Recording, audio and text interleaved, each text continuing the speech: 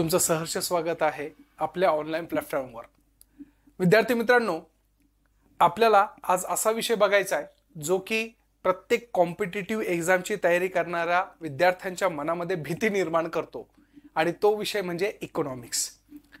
परंतु आपल्याला ह्या इकॉनॉमिक्स विषयाला एक चांगल्या पद्धतीने, एक अभ्यासू वृत्तीने आणि त्यासोबतच त्याच्यामध्ये असलेले कोणते कंटेंट्स आहे, कोणत्या गोष्टी वाचायच्या, कोणत्या गोष्टी नाही वाचायच्या, ह्या सगळ्या अँगलनी हा विषय आपण समजून घेण्याचा प्रयत्न करणार आहे।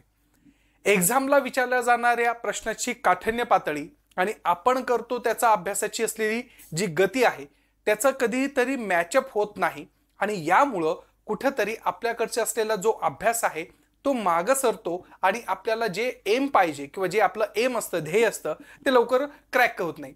त्यामुळे आज आपण इकॉनॉमिक्स विषयामध्ये जेव्हा हात घालायचा असेल तर त्यावेळेस अगदी सोप्या सरळ भाषेमध्ये आपण याला समजून घेण्याचा प्रयत्न करू। मी शब्द वारंवार काढतोय तो समजून घेण्याचा, का? कारण की इकॉनॉमिक्स विषय हा समजून घेण्याचा असतो, पाठांतराचा बिलकुल नसतो।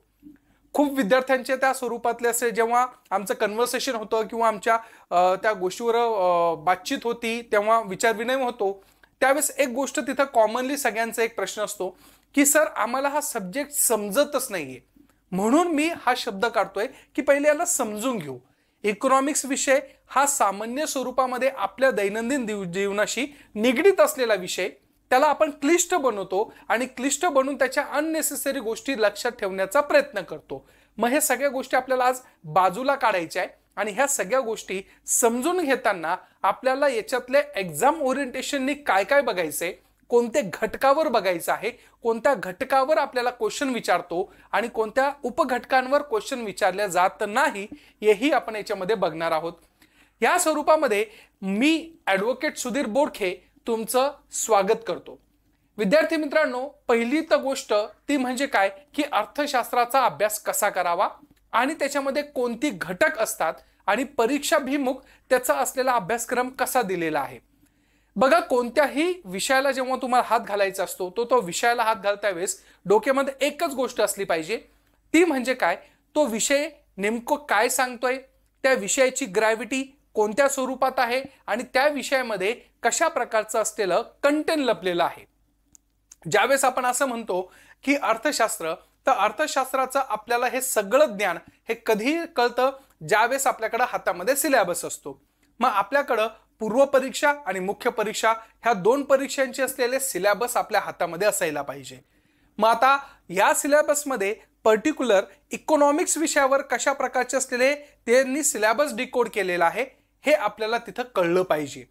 काय होतं, आपण अभ्यास करतो, पुस्तकांचं वाचन करतो, परंतु पुस्तकाचं वाचन करून तेवढं सफिशियंटली आपल्याला समजतं हे कधीही होऊ शकत नाही।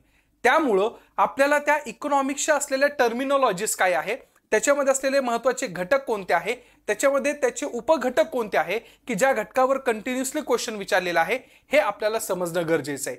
त्यामुळं त्या इकॉनॉमिक्स विषयाला डिकोड करण्यासाठी आपण हा पर्टिक्युलर जो मेन्सचा सिलेबस असतो तो मेन्सचा सिलेबस आपण बघणार आहे। का? कारण की त्याच्यामध्ये घटक, उपघटक आणि परीक्षाभिमुख तिथं सिस्टमॅटिकली सगळ्या गोष्टी लिहून ठेवलेल्या आहे। मग आता मनामध्ये शंका निर्माण होती की सर आम्ही तर पूर्व परीक्षाही आपण अभ्यास केला नाही किंवा पूर्व परीक्षेचा अभ्यास एवढा ताकदीचा नाहीये आणि सर डायरेक्ट तुम्ही मेन्सच्या गोष्टी करतात। यस, मी मेन्सच्या गोष्टी करतो। का करतो?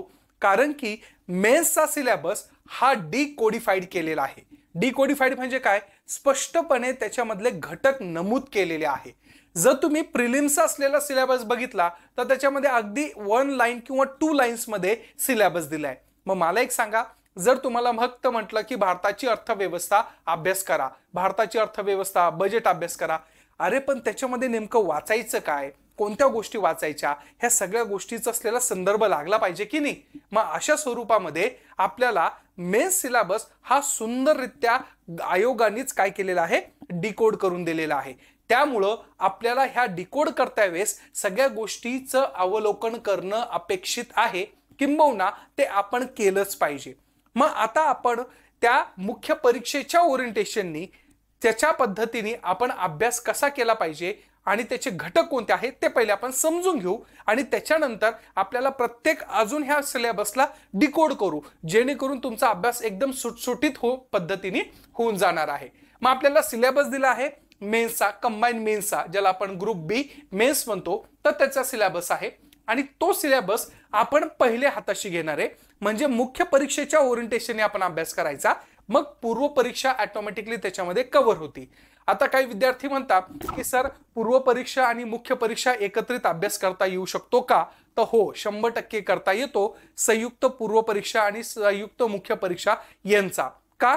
कारण की विषय सारखे आहे, फक्त काही मोजके विषय सोडले तर बाकीच्या विषयांमध्ये तुम्हाला फक्त थरोली डेप्थ मध्ये जावं लागतं.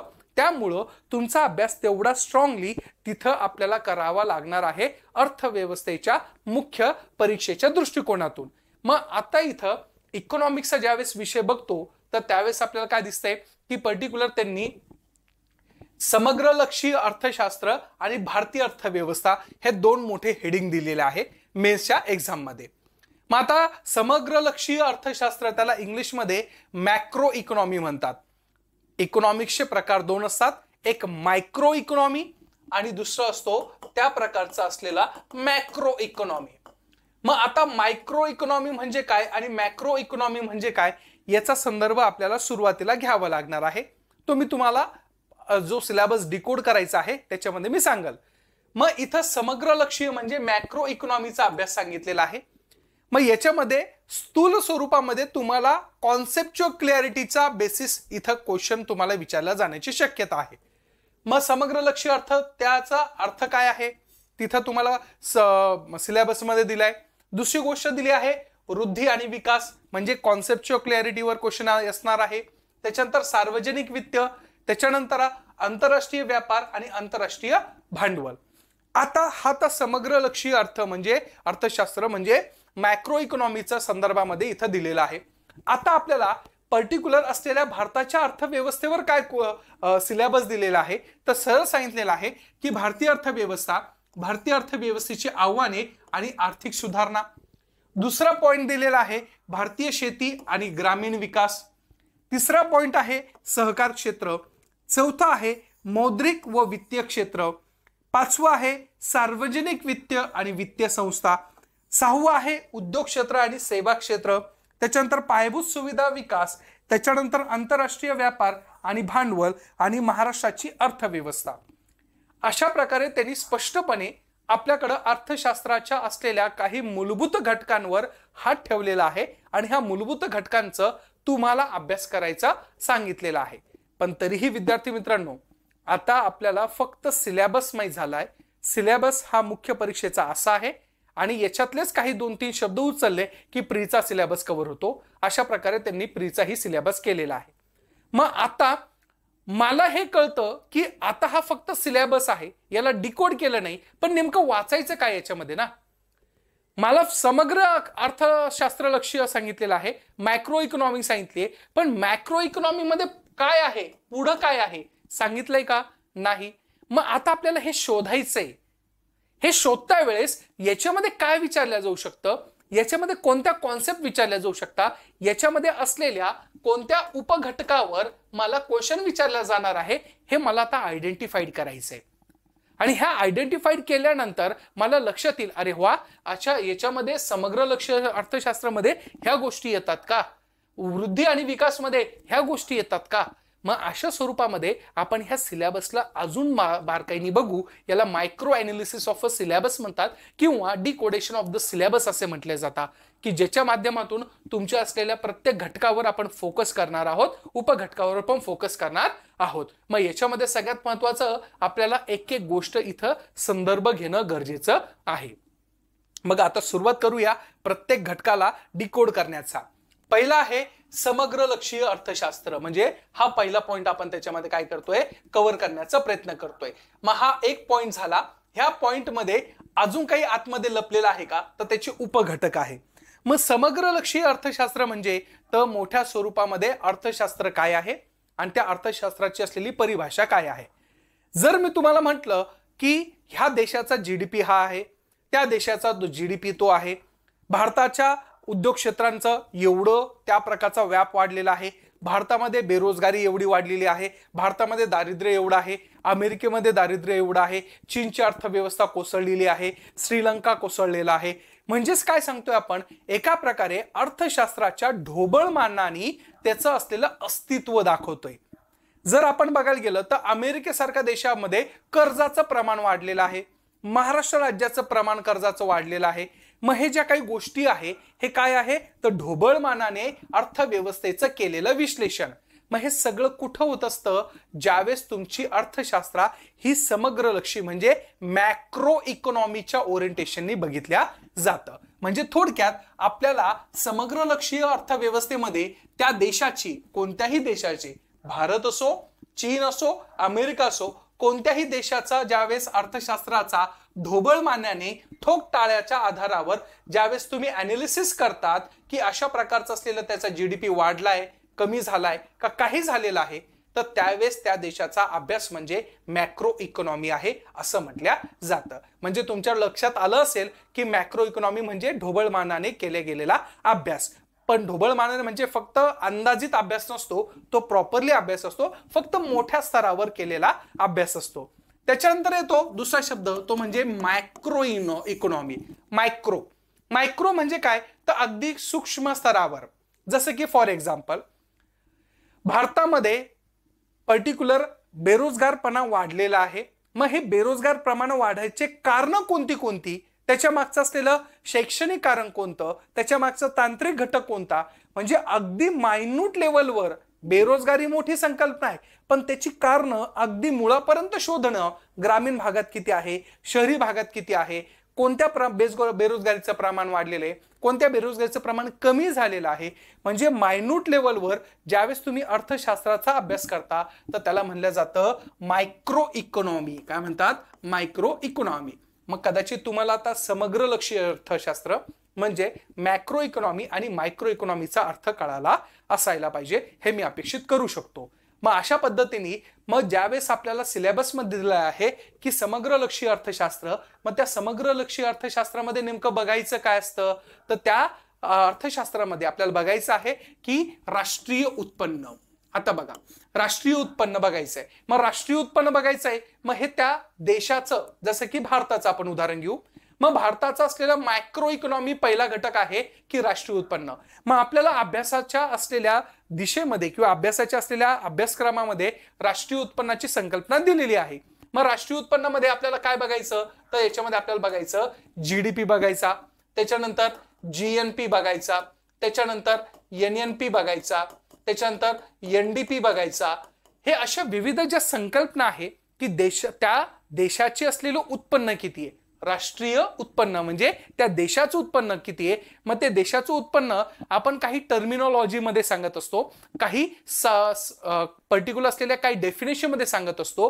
ते म्हणजे काय तर जीडीपी, जीएनपी, एनडीपी, एनएनपी अशा पद्धतीच्या माध्यमातून आपण याला इलॉबरेट करत असतो.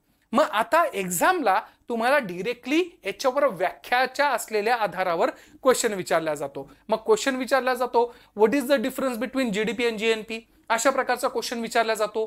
त्याच्यानंतर तुमचा असलेला एनडीपी, एनएनपी मधला फरक काय आहे, फॅक्टर कॉस्ट काय आहे, मार्केट प्राइस काय आहे, आणि सोबतच सध्या चर्चेमध्ये चालू आहे की ग्रॉस व्हॅल्यू ऍडेड काय आहे.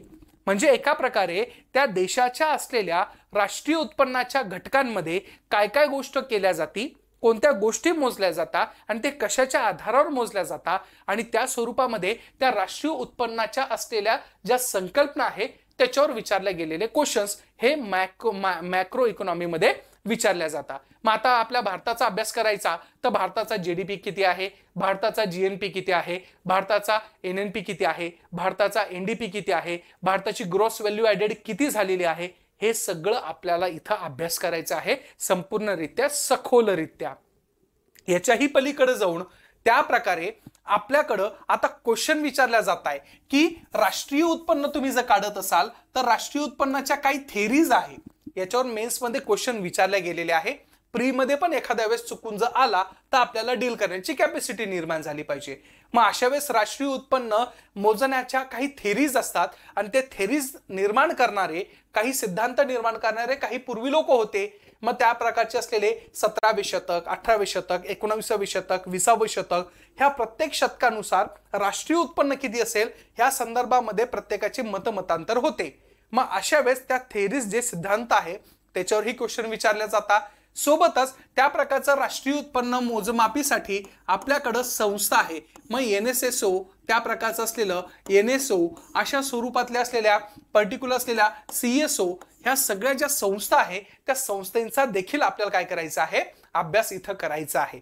म्हणजे आपल्याला एक घटक दिलेला आहे राष्ट्रीय उत्पन्न, परंतु त्या राष्ट्रीय उत्पन्नाच्या संदर्भामध्ये विविध जे प्रकारचे डायमेन्शन्स आहे ना ते डायमेन्शन्स आपल्याला कव्हर करायचे आणि ह्या डायमेन्शनच्या माध्यमातून आपल्याला एक्झॅक्टली कशा पद्धतीचं असलं इकॉनॉमिक्स बद्दल विचारलेलं आहे हे अंडरस्टँड करता येऊ शकतं. हा तर झाला पहिला पॉइंट. मग तुमचं क्रिस्टल क्लिअर झालं असेल. मग आता इथं जीडीपी विचारला जाऊ शकतो तुम्हाला. मग जीडीपीच्या संदर्भामध्ये जीडीपी कॅल्क्युलेशनची जी मेथड आहे ती आपण 2015 पासून चेंज केलेली आहे. मग आता इथं मार्केट प्राइस का बेसिक प्राइस का फॅक्टर कॉस्ट ह्या संदर्भामध्ये ज्या पर्टिक्युलर मिसलिडिंग कॉन्सेप्ट्स आहे त्या आपण पूर्ण क्रिस्टल क्लिअर करून घेणार आहे. म्हणजे एका प्रकारचं असलेलं राष्ट्रीय उत्पन्न मोजण्यासाठी लागणाऱ्या काही ज्या गोष्टी असेल ह्या सगळ्या गोष्टी आपण काय करणार आहे याच्यामध्ये तंतोतंत अंडरस्टँड करून घेण्याचा प्रयत्न करणार आहे. दुसरा का घटक आहे तर त्या प्रकारचा तो म्हणजे काय, दारिद्र्य आहे. आता आयोग नेमकं आणि कंटिन्युअसली एकाच गोष्टीवर क्वेश्चन जास्त विचारतो. तो फेवरेटेड टॉपिक्स म्हणजे त्याचा दारिद्र्य आहे. मग दारिद्र्याच्या संदर्भामध्ये काय विचारलं जातं, कारण की हा एका प्रकारचा असलेला समग्र लक्ष्य अर्थशास्त्राचा भाग आहे. मग दारिद्र्याच्या संदर्भामध्ये जर त्याची विचारायची पद्धत काय असेल आयोगाची, तर विशेषतः 2-3 डायमेन्शन तो दारिद्र्यावर पकडतो. जसे की फॉर एक्झाम्पल काय विचारतो तर त्या संदर्भामध्ये असलेली समिती. मग विविध प्रकारच्या समित्या आपल्याकडे आहे. अलग गट आहे, लक्कडवाला कमिटीज आहे, त्याच्यानंतर तेंडुलकर कमिटीज आहे, त्याच्यानंतर रंगराजन कमिटी आहे 2011-12ची, त्याच्यानंतर तुमच्या असलेल्या जे सिंग कमिटी आहे. अशा विविध प्रकारच्या असलेल्या ज्या समित्या आहे त्या समित्यांच्या स्वरूपामध्ये तुम्हाला क्वेश्चन विचारला जातो. किंवा त्या समित्यांनी त्या प्रकारचे असलेले काही शिफारस केले असेल तर शिफारसीवर तुम्हाला काय केलं जाणार आहे, तिथं क्वेश्चन विचारल्या जाणार आहे. मग दारिद्र्य घटक वाचता वेळेस आपल्या डोक्यामध्ये काय असलं पाहिजे तर पहिली गोष्ट दारिद्र्य म्हणजे काय, बेसिकली त्याची डेफिनेशन काय, दारिद्र्य म्हणजे काय, सोबत दारिद्र्याच्या स्वरूपामध्ये जी समिती आहे त्या समित्यांचं असलेले नावं काय काय आहे ते नावं तुम्हाला माहिती असणं गरजेचं आहे. त्यांनी दिलेल्या काही शिफारसी त्या शिफारसी तुम्हाला माहिती असणं गरजेचं आहे. सोबतच दारिद्र्य मोजमाप करण्यासाठी काही संकल्पनांचा वापर केला जातो आणि त्या संकल्पनेचा वापर करता वेळेस NSSOच्या माध्यमातून काही गोष्टी केल्या जातात. आता दारिद्र्य मोजलं जातं ते NSSO मार्फत. मग NSSO मार्फत जर दारिद्र्य मोजलं जात असेल तर ऑटोमॅटिकली ते मोजता वेळेस आपल्याला काही कॉन्सेप्ट वापरल्या जातात. URP आहे, MRP आहे, MMRP आहे, अशा विविध प्रकारच्या असलेल्या ज्या काही संकल्पना आहे त्या संकल्पनेवर जास्त फोकस केला जातो. मग तिथेही क्वेश्चन आपल्याला विचारल्या जातं. मग दारिद्र्य आणि त्या घटकाशी निगडीत असलेल्या ह्या गोष्टी तुम्हाला अंडरस्टँड होणं अपेक्षित आहे. हा तर झाला त्याच्यातला सब पॉइंट्स.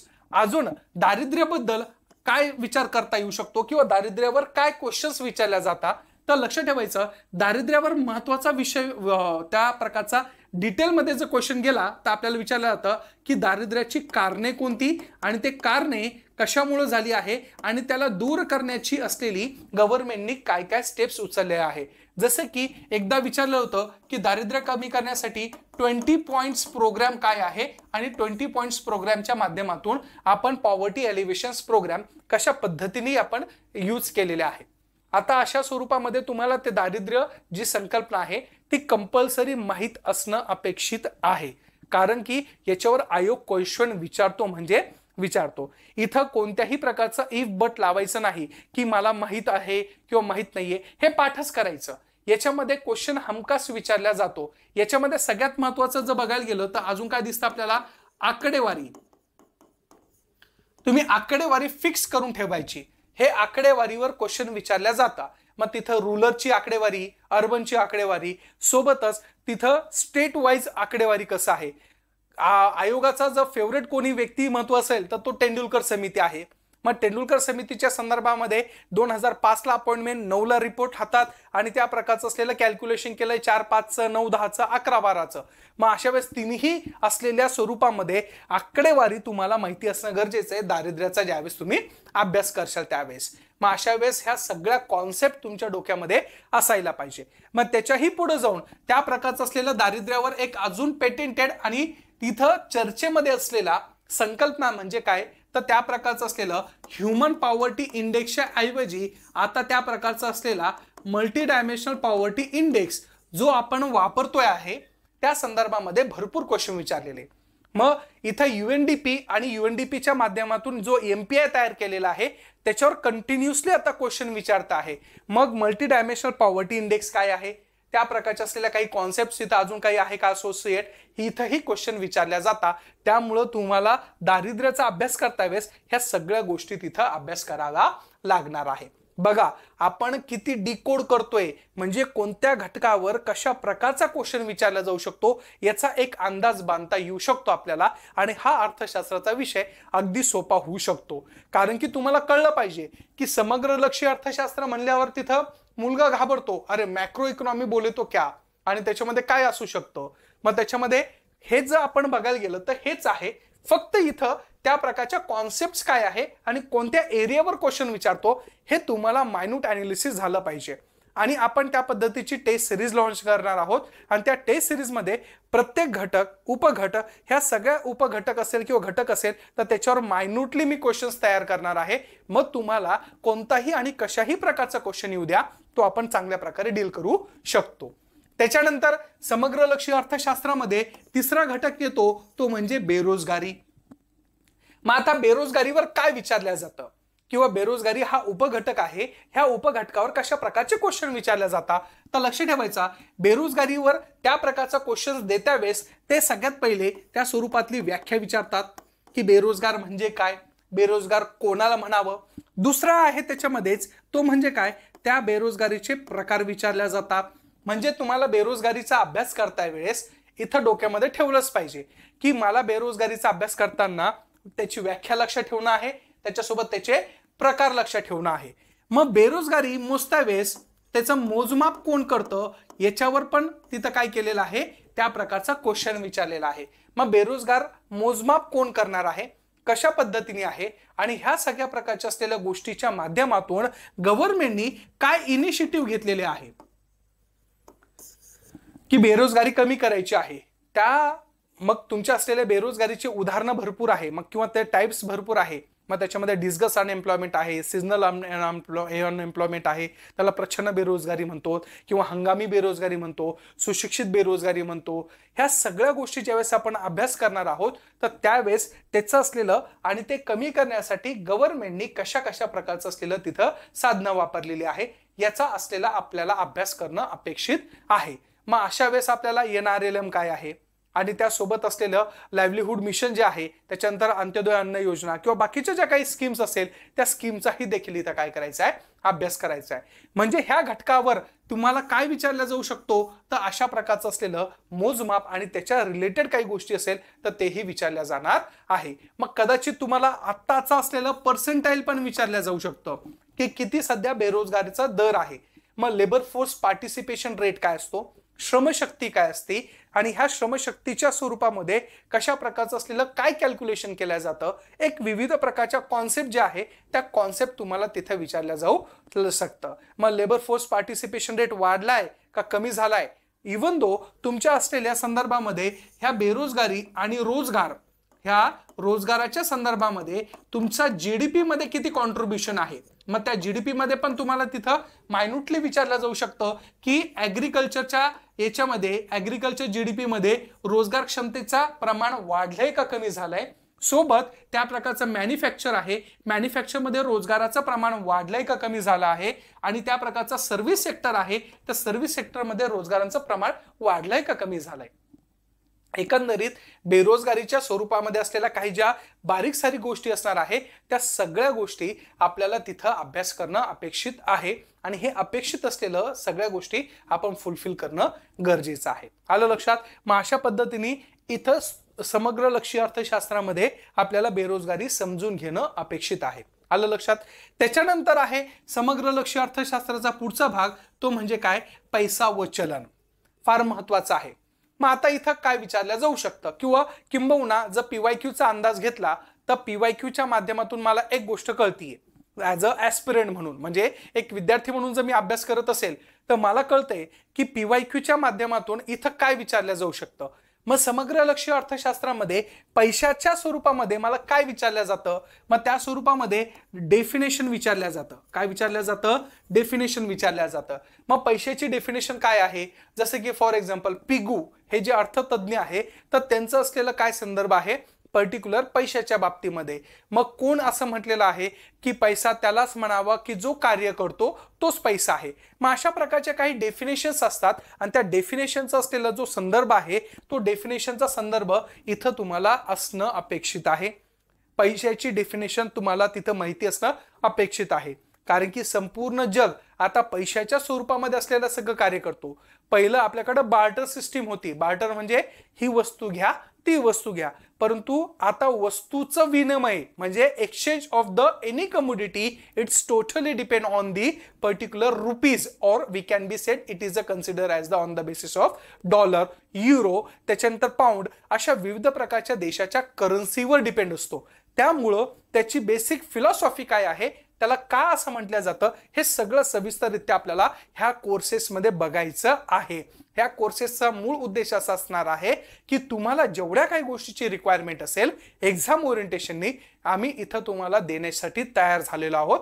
आता फक्त तुमची ऑपॉर्च्युनिटी किती आहे, तुम्ही किती ती ऑपॉर्च्युनिटी ग्रॅब करतात याच्यावर डिपेंड असणार आहे. मग ह्या सगळ्या गोष्टी आपण खूप सविस्तररित्या शिकणार आहोत. चलायचं परत, चला मग पैशाची डेफिनेशन बघायचं, चलनाच्या स्वरूपातले त्याचे डेफिनेशन्स काय आहे ते बघायचे, पैशाचे प्रकार बघायचे आहे. आता पैशाचे प्रकार म्हणल्यावर त्या प्रकारे चिल्लर पैसे, 100ची नोट, 200ची नोट अशा प्रकारे नाही, त्याचे प्रकार आहे. जसे की फॉर एक्झाम्पल आपल्याला माहिती आहे की त्या प्रकारचं असलेलं M0, M1, M2, M3 अशा याचे असलेले प्रकार पडतात.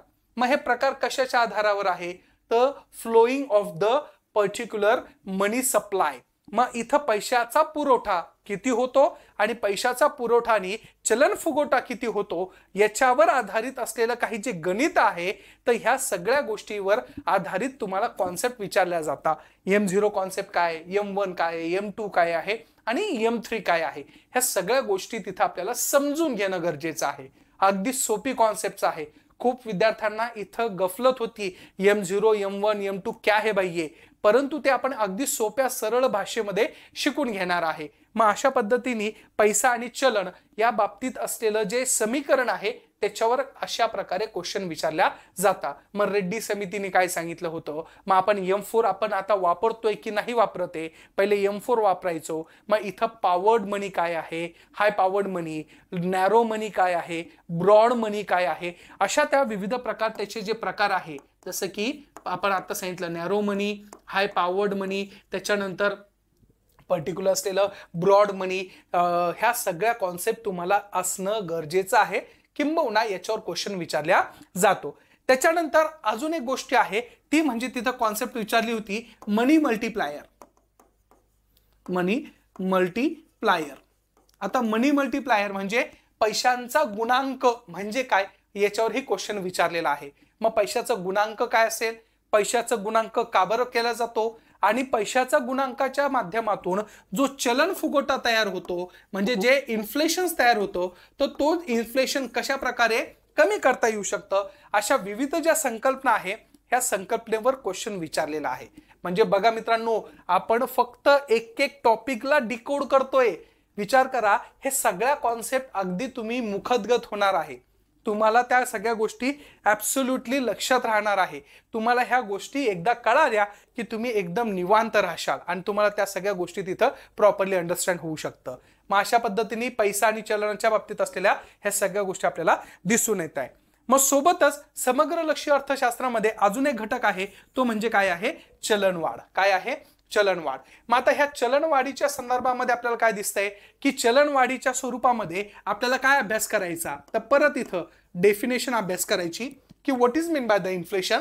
इन्फ्लेशन म्हणजे काय, तर इन्फ्लेशन म्हणजे काल 10 रुपये भेंडी पावशेर होती, आज 50 रुपये झाली आणि इन्फ्लेशन झालं. बिलकुल तसं नाही. इन्फ्लेशनची डेफिनेशन करता वेळेस प्रॉपरली काही गोष्टी मॅटर करत असतात, प्रॉपरली काही गोष्टी तिथं एक्झिक्यूट करणं अपेक्षित असतं. मग त्याला टाइम पिरियड असतो, त्याच्यामध्ये कंटिन्युटी असायला पाहिजे.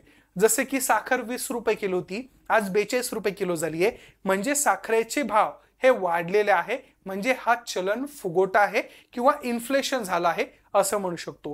पेट्रोल पहिले 60 रुपये लिटर होतं, आज 103 रुपये 105 रुपये झाला आहे, म्हणजे इन्फ्लेशन वाढलेलं आहे. पहिले एखादा फ्लॅट हा 10 लाखाला भेटायचा, 20 लाखाला भेटायचा, आज तो 50-60 लाखाला झालेला आहे, म्हणजे इन्फ्लेशन झालेलं आहे. काही काळ, काही महिना ह्या अंतरामध्ये एखाद्या वस्तूंची किमती वाढत असेल आणि ते सातत्यपूर्ण वाढत असेल तर त्याला इन्फ्लेशन म्हणलं जावं. काल 10 रुपयाला मेथीची गड्डी होती आणि आज 100 रुपयाला झाली, मग तसं इन्फ्लेशन म्हणू शकत नाही. मग याच्यामध्ये पण त्याच्या प्रकारची डेफिनेशन काय आहे हे आपल्याला बघायचंय चलन फुगवट्यामध्ये. मग याचे प्रकार पण आहे. मग चलन वाढ किंवा ज्याला इन्फ्लेशन म्हणतो, त्या इन्फ्लेशनचे 4-5 प्रकार आहे. ते 4-5 प्रकार तुम्हाला माहिती असणं गरजेचं आहे. मग तिथं क्रिपिंग इन्फ्लेशन्स काय आहे, वॉकिंग इन्फ्लेशन काय आहे, रनिंग इन्फ्लेशन काय आहे, हायपर रनिंग इन्फ्लेशन काय आहे, ह्या तिन्ही असलेल्या ज्या संकल्पना आहे त्या संकल्पनेवर आपल्याला आधारित असलेल्या काही गोष्टी अंडरस्टँड करून घ्यायच्या आहे. मग आता याचा परिणाम हेही आपल्याला अभ्यासाचा एक भाग आहे. मग चलनवाढ झालं तर त्या प्रकारचा परिणाम कसा होतो हेही आपल्याला लक्षात आणणं अपेक्षित आहे. मग याचा परिणाम जेव्हा बघतो तर त्यावेळेस मग त्या प्रकारे क्रेडिटर असेल किंवा त्या प्रकारचा डेप्टॉर असेल, म्हणजे जो कर्ज घेतो, जो कर्ज देतो, यांच्यावर काय परिणाम होतो चलनवाढीचा. मग ह्या सगळ्या गोष्टी आपल्याला तिथं बघायचं आहे. व्यक्तिशीर शेतकऱ्यांवर काय परिणाम होतो, अर्थव्यवस्थेवर काय परिणाम होतो, मग हे सगळ्या गोष्टीचं असलेला आपल्याला संदर्भ तिथं बघणं आहे. सोबतच त्या प्रकारच्या असलेल्या संदर्भामध्ये चलनवाढीचा ज्यावेळेस आपण अभ्यास करतो तर त्याच्यामध्ये अजून एक गोष्ट महत्वाची आहे, ते म्हणजे काय, सगळ्यात महत्वाचे त्याचे प्रकार. मग प्रकार कोणते आहे तर मेजॉरिटी प्रकार आहे कॉस्ट पुश इन्फ्लेशन आणि डिमांड पुल इन्फ्लेशन. मग याच्यातला डिफरन्स काय आहे, इन्फ्लेशन काय आहे, इन्फ्लेशनरी रेट काय आहे, आणि ह्याच्यावर क्वेश्चन वारंवार आयोगाने विचारलेले आहे, हे लक्षात घेणं गरजेचं आहे. आणि कॉस्ट पुश इन्फ्लेशन त्या प्रकारचं असलेलं डिमांड पुल इन्फ्लेशन हे तुम्हाला विचारलेलं आहे. एक मध्यंतरी काळामध्ये असाही क्वेश्चन विचारला होता की इन्फ्लेशनरी गॅप काय आहे, इन्फ्लेशनरी गॅप काय आहे हे तुम्हाला तिथं विचारलेला क्वेश्चन्स आहे. मग इथं तुम्हाला इन्फ्लेशनरी गॅप पण इथं अभ्यास करणं अपेक्षित आहे. मग हे सगळे जेव्हा तुम्ही अभ्यास करणार आहे मित्रांनो, तर आपला एकच उद्दिष्ट असणार आहे की सखोल आणि सविस्तररित्या चर्चा करून एकदम सोप्या भाषेत आपल्याला शिकायचं आहे.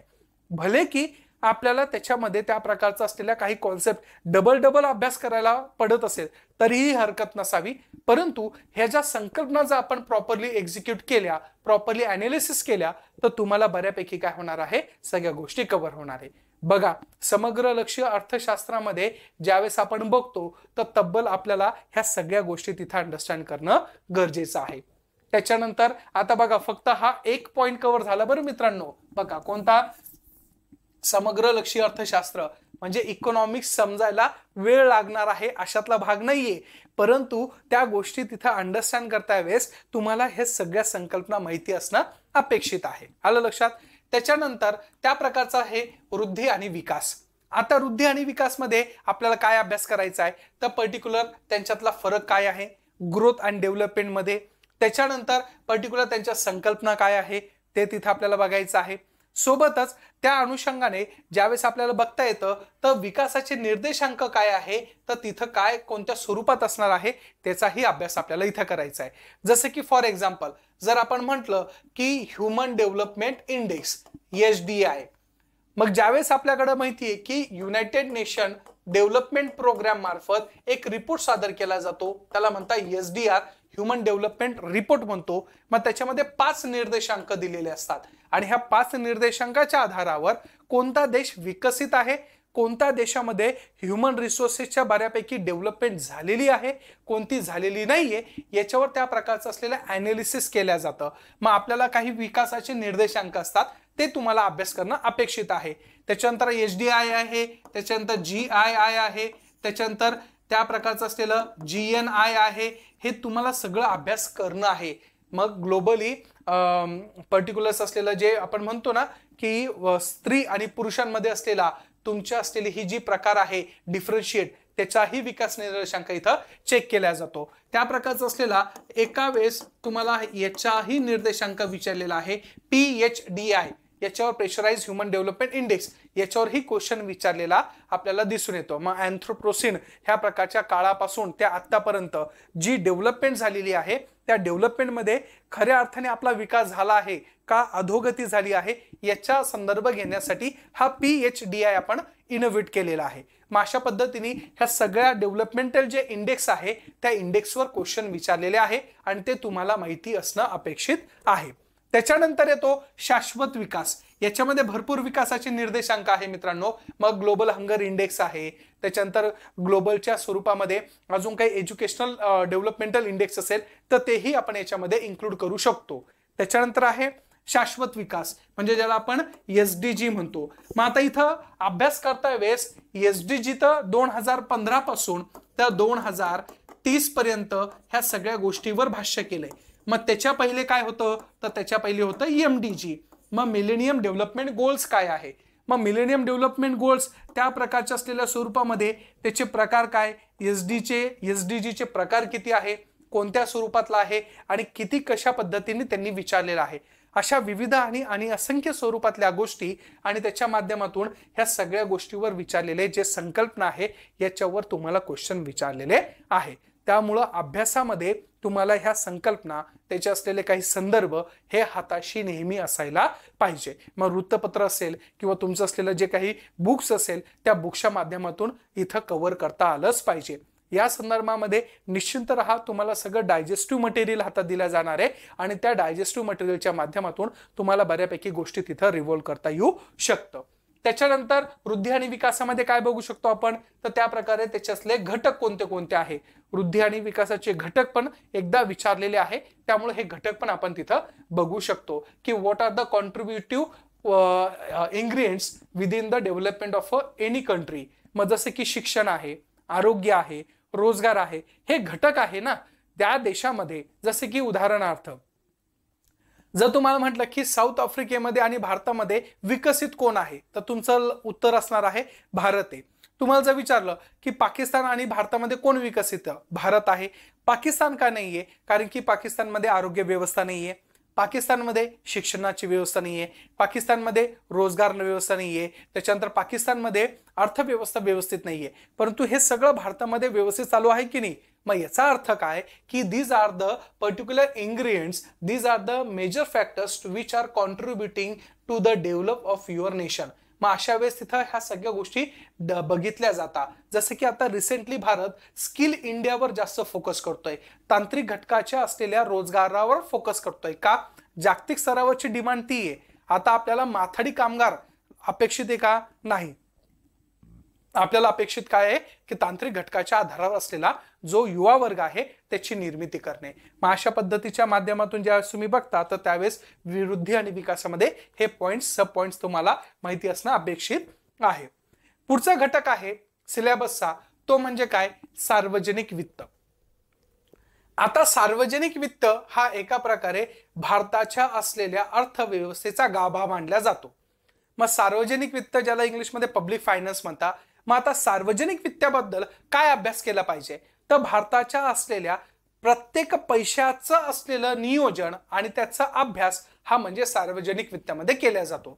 मग याच्यामध्ये काय आहे की सार्वजनिक वित्त आणि वित्तीय धोरण काय असेल तर त्याच्यावर अभ्यास केला जातो. दुसरी गोष्ट राजकोषीय धोरण म्हणजे गव्हर्नमेंटच्या पॉलिसीज कोणत्या आहे किंवा गव्हर्नमेंटच्या बाबतीमध्ये गव्हर्नमेंटनी बजेटच्या माध्यमातून किती एक्सपेंडिचर केला आहे आणि बजेटच्या माध्यमातून किती गोष्टी घेतलेल्या आहे याच्यावर केलं गेलेलं लेखाजोखा म्हणजे राजकोषीय धोरण. मग अशा पद्धतीच्या माध्यमातून हे राजकोषीय धोरणाच्या बाबतीत गव्हर्नमेंटनी केलेल्या एक्सपेंडिचरवर असलेल्या आधारित काही गोष्टी आहे ते तुम्हाला लक्षात येणं गरजेचं आहे. त्याच्यानंतर गव्हर्नमेंटचं बजेटची संकल्पना काय आहे, त्या प्रकारचं असलेलं झिरो बेस बजेट, त्याच्यानंतर जेंडर बजेटिंग, अशा विविध प्रकारच्या कॉन्सेप्ट तुम्हाला विचारल्या जातात. म्हणजे बजेटचा अभ्यास करता वेळेस फक्त भारताचं बजेट काय एवढंच अभ्यास करायचा का नाही, त्याचा पहिले आपल्याला अर्थ समजून घेणे, त्याचे असलेले प्रकार समजून घेणे, त्या प्रकारचे असलेल्या विविध ज्या काही गोष्टी नवीन इनोव्हेटिव्ह काढलेल्या आहे त्या इनोव्हेटिव्हचा असलेला संपूर्णरित्या अभ्यास करणे. जसे की जनरल बजेटिंगवर 3 वेळेस क्वेश्चन विचारलेला आहे. मग इथं अभ्यास असं सांगतो की मला बजेट संकल्पना आणि त्याच्या रिलेटेड असलेल्या काही गोष्टी इथं अंडरस्टूड झाल्या पाहिजे. त्याच्यानंतर बजेटची प्रक्रिया काय आहे, इथं त्या प्रकारचं असलेलं क्वेश्चन विचारल्या जातात.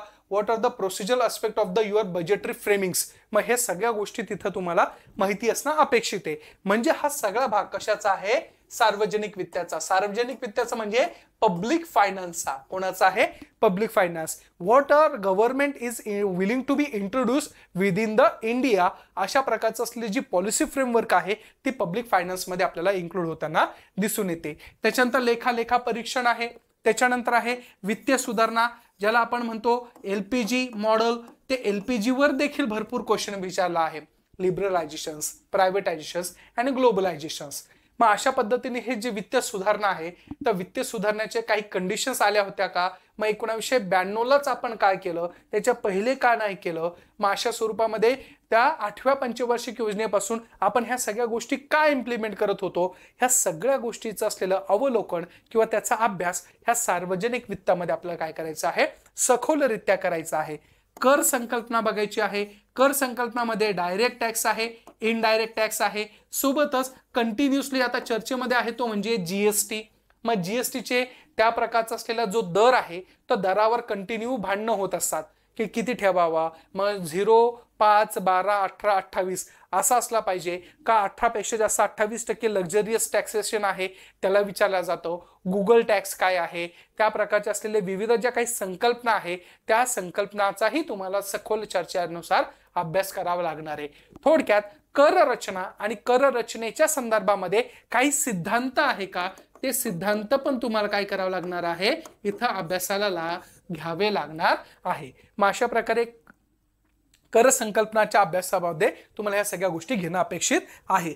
भारताची कर रचना कशी आहे, प्रोग्रेसिव्ह आहे का रिग्रेसिव्ह आहे, ऍड व्हॅलोरम टॅक्स काय आहे, सर्व्हिस टॅक्स काय आहे, व्हॅट काय आहे, ह्या सगळ्या ज्या संकल्पना आहे भारताच्या रिलेटेड तो आपण तिथं अभ्यास करणार आहे. मग त्या कर रचनेचे टप्पे, कर रचनेमधून आपल्याला सध्या इंडियन गव्हर्नमेंटला किती फायदा होतोय, किती लॉस होतोय, मग गव्हर्नमेंटनी काय इनिशिएटिव्ह घेतलेले आहे, मग या स्वरूपामध्ये नवीन इनिशिएटिव्हचा जर संदर्भ घ्यायला गेलं तर विविध उपक्रम राबवलेले आहे. ह्या सगळ्या गोष्टी आपल्याला तिथं काय करायचं आहे, अंडरस्टँड करायचं आहे. म्हणजे सार्वजनिक वित्तामध्ये जास्त सखोलरित्या आपल्याला अभ्यास करणं अपेक्षित आहे आणि याच्यावर त्या प्रकारचं असलेलं क्वेश्चन विचारल्या जातात. त्याच्यानंतर कर विभागणी आहे संघ राज्यामध्ये. मग इथं आपल्याकडं फिनान्स कमिशन आहे. मग फिनान्स कमिशनवर 14वा वित्त आयोग, 15वा वित्त आयोग याच्यावर कंटिन्युअसली क्वेश्चन विचारलेले. मग 14वा वित्त आयोग कोण आहे, 15वा वित्त आयोग काय आहे, त्याच्या संदर्भामध्ये कशा प्रकारच्या अध्यक्षांची निवड केल्या जाते, कोण आहे, सध्या किती % आहे, 41% आहे, मग 42 होतं, 1% कुठं गेला, मग हॉरिझॉन्टल डिस्ट्रीब्युशन काय आहे, व्हर्टिकल डिस्ट्रीब्युशन काय आहे, ह्या सगळ्या ज्या संकल्पना आहे कर बाबतीच्या मध्ये आपल्याला इथं सविस्तररित्या स्टडी करायचे आहे.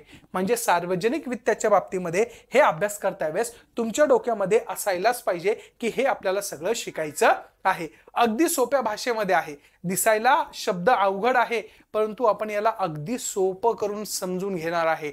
म्हणजे काय होईल की विद्यार्थ्यांना तुम्हाला ज्या पद्धतीच्या गोष्टी लागतात त्या सगळ्या गोष्टी आपण काय करू शकतो, इथं करू शकतो. टॅक्स रिफॉर्म काय आहे, टॅक्स रिफॉर्मचाही संदर्भ आपण इथं घेऊ शकतो. त्याच्यानंतर आहे आंतरराष्ट्रीय व्यापार आणि आंतरराष्ट्रीय भांडवल. मग आता आपण हे सगळं देशांतर्गत आणि देशाच्या संदर्भामध्ये बघतोय, परंतु आंतरराष्ट्रीय स्तरावरच्या काही घडामोडी असतात की ज्याचा असलेला परिणाम भारताच्या अर्थव्यवस्थेवर होतो. मग याच्यामध्ये आपल्याला विशेषतः बघायचं आहे व्यापारांचा सिद्धांत.